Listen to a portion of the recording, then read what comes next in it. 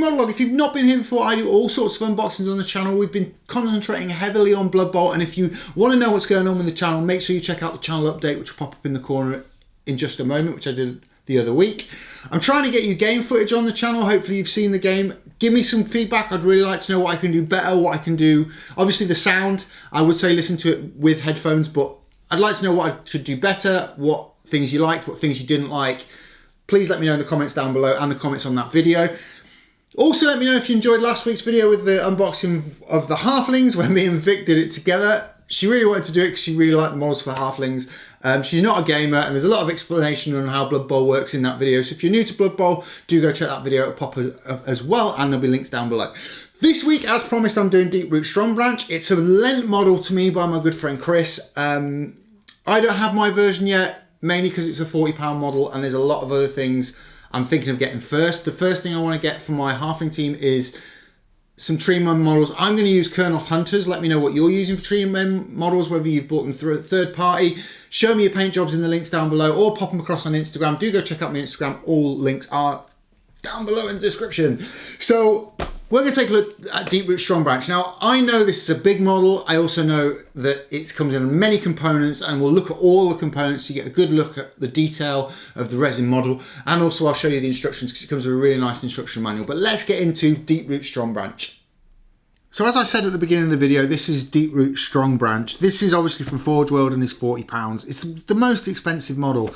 I like it as a model. It's had mixed reviews. I've seen different people say it's growing on them. Some people say, excuse the pun, it's growing on them. Some say that they don't like it at all. I didn't like it to begin with, and it has kind of, the more I've seen it, and now I've actually seen it up close, the more I actually like it, because the detail gone into this model is amazing. So let's get into it. Obviously, like I said at the start of the video, this is not my version of it, so I can only show you kind of what's in the box and all the different parts. One thing I really like about this version, though, is this. This is a colour version of the how to put together. Obviously inside it's all done in black and grey, but it's really nice to have the fully painted model on the front. I don't know if that is to scale. I don't know if that is, you know, the size of it, but I've been told it's a relatively big model. Hopefully you can see that there. Sorry about the flares from the lights. So inside you can see that it's a 25-piece model. This is obviously one of the most, you need, you know, it's like, have you been to a trip to IKEA or something, you know, with 1,000 pieces, but it's 25 pieces, each individually labeled, each having their own parts, and it says you can do it in 4 sections. So you do section 1, section 2, 3 and 4. Section 1 is just putting his crown together. Section 2 is putting the rest of the head, and then you put the crown with the head. Section 3 is the body parts and his arms, and then section 4 looks like the remaining bits for the legs and so forth. Oh, section 5 is more, well, section 4 is more body. Section 5 looks like it's more bits to add, and then you put the body onto the legs. So it's quite a full-on. I don't know how long it's taken people. Let me know in the comments down below if it took you quite a while to put this model together. I won't be able to have that privilege, but I will eventually, and I'll let you know probably in a future video how long it took me to put it together. But that's what I really like about it, is it comes with a really nice instruction booklet. Then you get into the plastic. So it's done very similar to how the Halfling team was. It's in a plastic container, and in that container you get a little Forge World, who it's been checked by, the date it's been checked, to say, you know, this delivery is 100% checked. Also tells you how to prepare resin and what to do with it. It says to you know, put it in water and clean it. I've never done that with GW resin, and I know I'm probably gonna get people probably screaming in the comments going, "You don't wash your drink, what do you do?" I've never had a problem with the paint adhering to it. I've never had a problem with the end models. If you want to see what I mean, I've done resin in the past from Forge World and never had a problem with it. So my opinion is that step you can do if you want, you don't have to. I'm sure I'll get people yelling at me now saying you should do it. You should follow what JW says, but so that's really nice. It's a guide to building your resin model kit, which I've not seen. I've never got that from Forge World, so it must just come in with this kit. Now let's get into the interesting bit. So there's so many pieces to this. So what I'm actually going to do is lay them all out in front of you here, and I'll bring each one up to camera one after the other. So give me a minute. So as I said before, this model has 25 individual parts to it. Obviously they've capitalised on sprues by putting some of the branch bits on the two separate ones. And there's a few different bits, like there's a rat there and a couple of other things. So what I'm going to do is I'll bring the main ones up to camera. Obviously you've seen tree branches before, so they're the extra tree branches you can add to the model. But we'll take a look at definitely the body and a couple of the legs and a couple of other bits. Obviously, as you can see, if you've seen my resin models in the past, you'll see that all of these need a bit of cleaning up and cutting off the base sections.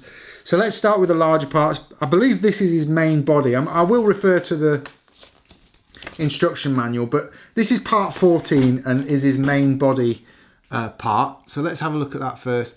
So you can see here that obviously it needs trimming off the bottom, and there are a lot of holes in it where you add different parts. But that's his main body there of the actual tree man. Now that doesn't look that big, but probably by the time you've put all these other bits on it, it'll be pretty damn big. You've got arms, which are separate there. And as you can see, every single one of these is massively detailed, right the way down to the root. Boom. I'm full of the puns today, I do apologise. And then, again, that you can see string on there, more tree bark, there's bits of metal on it, hopefully you can see that properly. So each one of these is an individual sculpt, and obviously you will have to cut them off the bottom segment off where they've been through the mould.